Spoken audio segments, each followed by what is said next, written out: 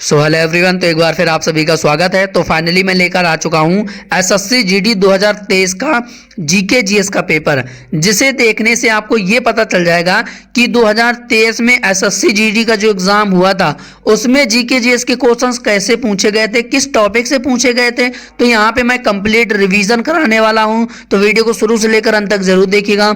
और 2 फरवरी 2023 में जो एसएससी जीडी का एग्जाम हुआ था उसमें सभी शिफ्टों का जीके जीएस के क्वेश्चंस को कवर कराऊंगा। यहाँ पे इस तरीके से आप यहाँ पे पेपर की जो कटिंग देख पा रहे हैं, बिल्कुल इसी तरीके से मैं आपको यहाँ पे कवर कराने वाला हूँ, क्योंकि एसएससी जीडी 2025 के एग्जाम के लिए 1 महीना सिर्फ बचा है। तो इससे पहले आप लोग प्रीवियस क्वेश्चंस देख लीजिए कि प्रीवियस क्वेश्चंस कैसे पूछे गए थे एसएससी जीडी के एग्जाम में। तो यहाँ पे पहला क्वेश्चंस बनेगा कि कौन सा नृत्य जो है मध्य प्रदेश के मालवा क्षेत्र के ग्रामीण इलाकों की महिलाओं द्वारा मनाया जाता है। तो मटकी नृत्य मनाया जाता है। तो ऑप्शन से डी इसका राइट आंसर हो जाएगा, और ये एग्जाम में पूछा जा चुका है एसएससी जीडी 2023 में। तो यहाँ पे आप पेपर की कटिंग भी देख पा रहे होंगे कि इस तरीके से ये एग्जाम में क्वेश्चंस पूछा गया था, मटकी नृत्य। तो ये आपको याद रखना है। अब अगला क्वेश्चंस बनेगा, अब एक तरफ खिलाड़ियों के नाम दे दिए गए हैं और उनसे संबंधित राज्य हैं, यानी कि उनका जन्म स्थान किस राज्य में हुआ है। अब इसमें आपको कौन सा गलत मिलान है ये आपको यहाँ पे बताना है। तो सानिया मिर्जा की अगर हम लोग बात करें तो ये महाराष्ट्र से रिलेटेड है, ये एकदम सही है। बाकी अंजुम चोपड़ा की बात करें तो ये नई दिल्ली की हैं, ये भी सही है। जो मिताली राज हैं ये जो है ये तमिलनाडु से रिलेटेड नहीं है, तो फिर ये कहाँ से रिलेटेड है, तो फिर ये राजस्थान से रिलेटेड है। तो इनका जन्म स्थान जो है वो राजस्थान में है। तो जो मिताली राज है ये गलत मिलान है। बाकी साइना नेहवाल हरियाणा की है। तो ऑप्शन सी इसका राइट आंसर हो जाएगा कि मिताली राज का संबंध तमिलनाडु से नहीं है। कहाँ से है, तो ये राजस्थान की हैं। तो राजस्थान में इनका जन्म हुआ था। तो ऑप्शन सी इसका राइट आंसर हो जाएगा। यही ऑप्शन है जो कि गलत मिलान है। तो option C will be the right answer हो जाएगा। और इस तरीके से आपके एग्जाम में एसएससी जीडी 2023 के एग्जाम में क्वेश्चंस पूछा गया था। चलिए अगला है कि कोशिका द्रव्य में राइबोसोम, माइटोकॉन्ड्रिया और गोल्गी काय जैसे होते हैं। तो कोशिकांग जैसे होते हैं। तो ऑप्शन सी इसका राइट आंसर हो जाएगा। ऑप्शन सी इसका राइट आंसर हो जाएगा। तो ये एग्जाम में क्वेश्चंस पूछा गया था। तो यहाँ पे आप देख पा रहे होंगे कि कोशिका द्रव्य में राइबोसोम, माइटोकॉन्ड्रिया, गोल्गी काय जैसे कोशिकांग होते हैं। तो एकदम सही है। तो ऑप्शन सी इसका राइट आंसर हो जाएगा, और ये एग्जाम में पूछा गया था। चलिए इसके बाद अगला क्वेश्चन बनेगा कि निम्नलिखित में से 4 में से 3 व्यापार के लिए सहायक हैं, अतः एक समूह बनाते हैं। वह कौन सा है जो उस समूह से संबंधित नहीं है। तो राइट आंसर हो जाएगा इसका हमारा कृषि संबंधित नहीं है। तो ऑप्शन बी इसका राइट आंसर हो जाएगा, और ये एग्जाम में क्वेश्चन से ये भी पूछा गया था। तो यहाँ पे 2 फरवरी में जब इसका एग्जाम हुआ था 2023 में, जितने शिफ्ट में एग्जाम हुआ था उन शिफ्ट का संपूर्ण निचोड़ है जो कि मैं यहाँ पे आपको कवर करा रहा हूँ। तो इस तरीके से ये पेपर की कटिंग आप देख पा रहे होंगे कि ये क्वेश्चंस पूछा गया था ऑलरेडी। तो बाकी ये चीज आपको याद रखना है।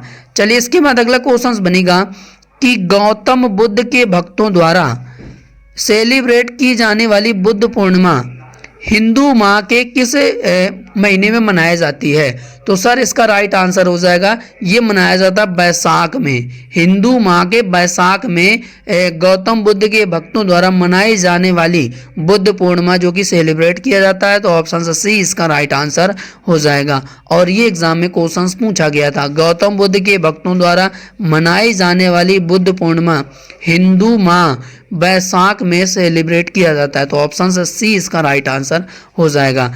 चलिए इसके बाद अगला है कि सुनंदा नायर ने मुंबई विश्वविद्यालय से किस नृत्य शैली में पीएचडी पूर्ण की। तो राइट आंसर हो जाएगा मोहिनीअट्टम। तो मोहिनीअट्टम इसका राइट आंसर हो जाएगा। ऑप्शन सी इसका राइट आंसर हो जाएगा, और ये एग्जाम में क्वेश्चंस पूछा गया था। तो इस तरीके से आपको अंदाजा पता चल जाएगा कि किस टॉपिक से कौन से क्वेश्चंस पूछे जा रहे हैं। तो वही टॉपिक आपको कंप्लीट करना है। तो यहाँ पे ये चीज आपको याद रखना है। चलिए अगला है कि बजरंग पुनिया ने किस टूर्नामेंट में दौलत नियाज बिको को हराकर कांस्य पदक जीता था। तो टोक्यो ओलंपिक 2020 में इन्होंने कांस्य पदक जीता था।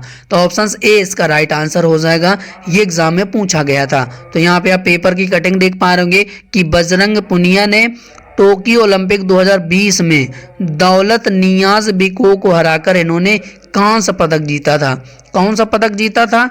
कांस्य पदक जीता था। तो कांस्य पदक ये आपको ये याद रखना है। तो टोक्यो ओलंपिक 2020 में इन्होंने कांस्य पदक जीता था बजरंग पुनिया ने।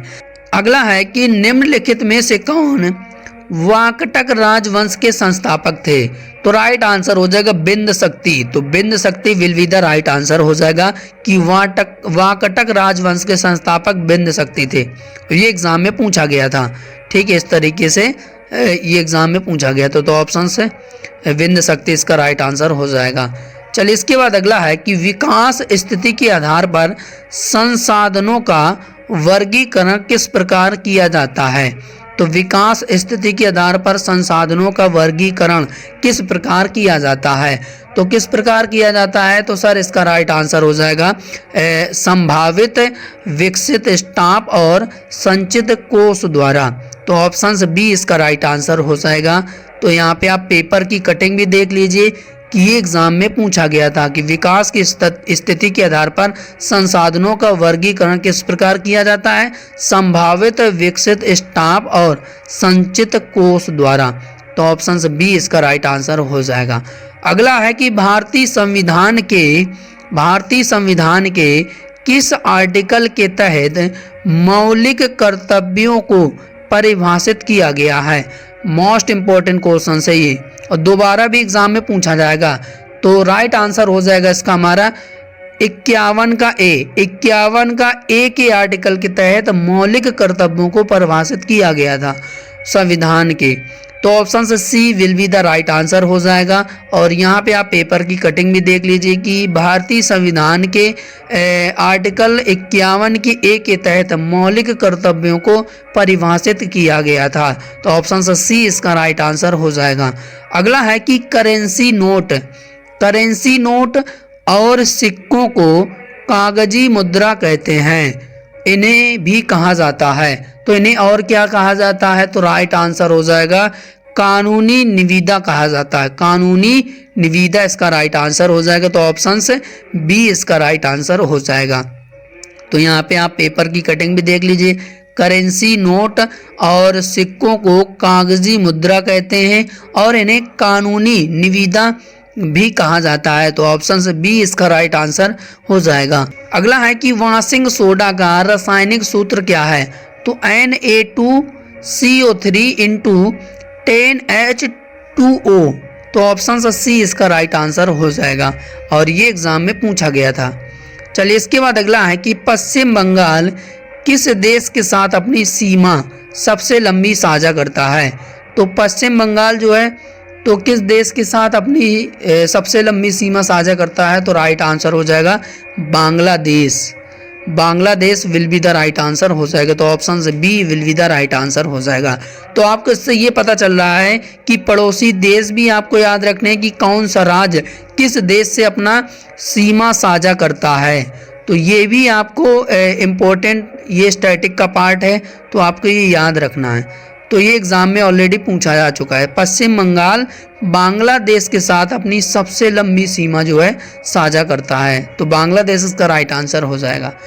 अगला है कि निम्नलिखित में से कौन सार्वजनिक क्षेत्र की कंपनी का उदाहरण नहीं है?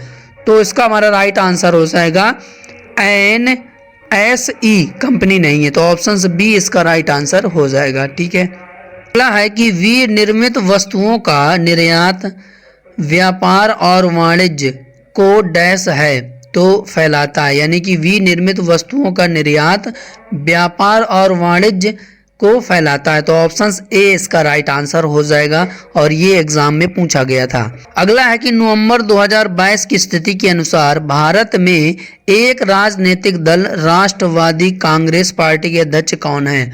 तो ये नवंबर 2022 स्थिति के अनुसार, यानी कि 2023 में एसएससी जीडी का एग्जाम होगा तो 2022 का करंट अफेयर जरूर पूछा जाएगा, और ऐसे 2025 में एसएससी जीडी का एग्जाम होगा तो 2024 का करंट अफेयर पूछा जाएगा। वो मैं अंतिम दिनों में आपको कवर कराऊंगा। तो यहाँ इसका राइट आंसर हो जाएगा शरद पवार। तो ऑप्शन से डी इसका राइट आंसर हो जाएगा। चलिए अगला है कि 1928 में दिल्ली के फिरोज शाह कोटला मैदान में एक बैठक में डैश की स्थापना की गई थी और इनके नेता भगत सिंह और जतिन दास अजय घोष थे। तो हिंदुस्तान सोशलिस्ट रिपब्लिक एसोसिएशन। तो ऑप्शन सी इसका राइट आंसर हो जाएगा। तो यहाँ पे इसका राइट आंसर हो जाएगा। अगला है कि नवंबर 2022 में भारत के विधि आयोग के अध्यक्ष के रूप में किसे अपॉइंट किया गया था? तो न्यायमूर्ति ऋतुराज अवस्थी ने। तो ये करंट अफेयर्स का क्वेश्चंस है जो मैं आपको यहाँ पे कवर करा रहा हूँ। तो एग्जाम में आपके 2025 में नहीं पूछा है, क्योंकि 2022 का करंट अफेयर्स नहीं पूछा जाता है, 2024 का पूछा जाएगा 2025 में, और 2023 में 2022 का पूछा जाता है। तो ये आपको खुद ही अंदाजा पता चल रहा है इन क्वेश्चंस को देखकर। चलिए इसके बाद अगला है कि निम्नलिखित में से कौन सा कथन भारत के संसद के संयुक्त सत्र के बारे में सही नहीं है? तो सही ऑप्शन से बी नहीं है। राज्यसभा के सभापति उपराष्ट्रपति संयुक्त सत्र की अध्यक्षता करते हैं, तो ये चीज सही नहीं है। तो ऑप्शन से बी इसका राइट आंसर हो जाएगा। अगला है कि ओलंपियन नीरज चोपड़ा ने 2022 ओलंपिक खेल में कितने मीटर की दूरी तक भाला फेंककर गोल्ड जीता था? तो 87.58 मीटर तक की दूरी तक इन्होंने भाला फेंका था और इन्होंने गोल्ड जीता था 2020 के ओलंपिक खेल में। तो ऑप्शन से सही इसका राइट आंसर हो जाएगा। अगला है कि जम्मू और कश्मीर पुनर्गठन संशोधन विधेयक 2021 को डैश को लोकसभा में पेश किया गया था? तो 4 फरवरी 2021 को। तो ऑप्शन ए इसका राइट आंसर हो जाएगा। अगला है कि जून 2022 में केंद्रीय प्रत्यक्ष कर बोर्ड के नए अध्यक्ष के रूप में किसे अपॉइंट किया गया था? तो नितिन गुप्ता। तो ऑप्शन ए इसका राइट आंसर हो जाएगा। अगला है कि किसे 2012 में केरल राज्य कथकली पुरस्कार से सम्मानित किया गया था? तो इम्पोर्टेंट क्वेश्चन से स्टैटिक का पार्ट है। तो कला मंडलम वसु पिसारोडी ने। तो ऑप्शन से बी इसका राइट आंसर हो जाएगा। अगला है कि अशोक ने अपने शिलालेख में उल्लेख किया है कि उसने राजा बनने के डैश के बाद कलिंग पर विजय प्राप्त की थी? तो 8 वर्ष बाद। तो ऑप्शन से डी इसका राइट आंसर हो जाएगा। अगला है कि कौन सी भारत की अंतिम पंचवर्षीय योजना थी? तो ये सरल क्वेश्चन था। 12वीं पंचवर्षीय योजनाएं आपने पढ़ी होंगी, तो 12वीं थी। तो ऑप्शन ए इसका राइट आंसर हो जाएगा। चलिए अगला है कि डैश एक ऐसी फसल है जिसका उपयोग भोजन और चारे दोनों के रूप में किया जाता है। यह एक प्रकार की खरीफ फसल है और जिसे 21 डिग्री सेल्सियस से 27 डिग्री सेल्सियस के बीच तापमान की आवश्यकता होती है और पुरानी जलोढ़ मिट्टी में अच्छी तरह से बढ़ती है। तो मक्का फसल है। तो ऑप्शन से सी इसका राइट आंसर हो जाएगा। अगला है कि निम्नलिखित में से कौन सा वह पर्यावरणीय घटक नहीं है जो वातावरण पोषकों से मुक्त होने की दर तय करते हैं? तो जनसंख्या। तो ऑप्शन ए इसका राइट आंसर हो जाएगा। चलिए अगला है कि 2021 की नीति आयोग की रिपोर्ट के अनुसार ग्रामीण भारत की जनसंख्या का कितना % गरीबी रेखा से नीचे जीवन यापन कर रही है? तो 32.75%। ये डाटा आपको याद रखना है क्योंकि एग्जाम में दोबारा भी पूछा जा सकता है। चलिए इसके बाद अगला है कि नेताजी सुभाष राष्ट्रीय खेल संस्थान निम्नलिखित में से किस शहर में स्थित है? तो ये पटियाला में स्थित है। तो पटियाला इसका राइट आंसर हो जाएगा। अगला है कि मूल अधिकारों की अवधारणा किस देश के संविधान से प्रेरित है? तो संयुक्त राज्य अमेरिका से लिया गया मूल अधिकार। तो ये याद रखना। बाकी आयरलैंड से नीति निर्देशक तत्व लिए गए हैं, तो ये भी याद रखना। चलिए अगला है कि रक्षाबंधन भाई और बहन के बीच के रिश्ते की भावात्मकता को व्यक्त करने वाला त्यौहार है। 2022 में यह किस महीने मनाया गया है? तो अगस्त में मनाया गया। तो ऑप्शन बी इसका राइट आंसर हो जाएगा। अगला है कि डैश खुदरा विक्रेताओं के लिए गोदाम में स्टॉक रखते हैं ताकि खुदरा विक्रेताओं को जब भी उनकी आवश्यकता हो वो उन्हें सामान उपलब्ध कराया जा सके। तो थोक विक्रेता, तो ऑप्शन ए इसका राइट आंसर हो जाएगा। अगला है कि राज्य के महाधिवक्ता की नियुक्ति किसके द्वारा होती है? तो ये राज्यपाल के द्वारा होती है, तो राज्यपाल इसका राइट आंसर हो जाएगा। अगला है कि गंगा नदी निम्नलिखित में से किस जल निकास में जा सकती है? तो यानी कि जब ये बांग्लादेश में प्रवेश करती है तो इसको पद्मा कहा जाता है और यहीं से फिर ये बंगाल की खाड़ी में गिर जाती है, तो बंगाल की खाड़ी इसका राइट आंसर हो जाएगा। तो ऑप्शन से डी इसका राइट आंसर हो जाएगा। अगला है कि कौन सी लोक नृत्य शैली हरियाणा राज्य से संबंधित नहीं है? तो राउफ नहीं है। बाकी फाग, गुग्गा, खोरिया ये हरियाणा से रिलेटेड है, राउफ नहीं है, तो राउफ इसका राइट आंसर हो जाएगा। तो राउफ जम्मू कश्मीर का है, तो जम्मू कश्मीर का राउफ है, तो ऑप्शन ए इसका राइट आंसर हो जाएगा। तो ये हरियाणा राज्य से संबंधित नहीं है। चलिए अगला है कि in which of the following year did Australia host the Commonwealth game? तो 2018 में इसने होस्ट किया था, तो 2018 में ऑस्ट्रेलिया में कॉमनवेल्थ गेम्स का आयोजन किया गया था, तो ऑप्शन ए इसका राइट आंसर हो जाएगा। अगला है कि भारत में न्यूनतम मजदूरी अधिनियम किस वर्ष लागू किया गया था? 1948 में, और ये वेरी इंपॉर्टेंट क्वेश्चन है एसएससी जीडी 2025 के लिए, तो ये याद रखना कि भारत में न्यूनतम मजदूरी अधिनियम किस वर्ष लागू किया गया था? 1948 में, तो 1948 इसका राइट आंसर हो जाएगा।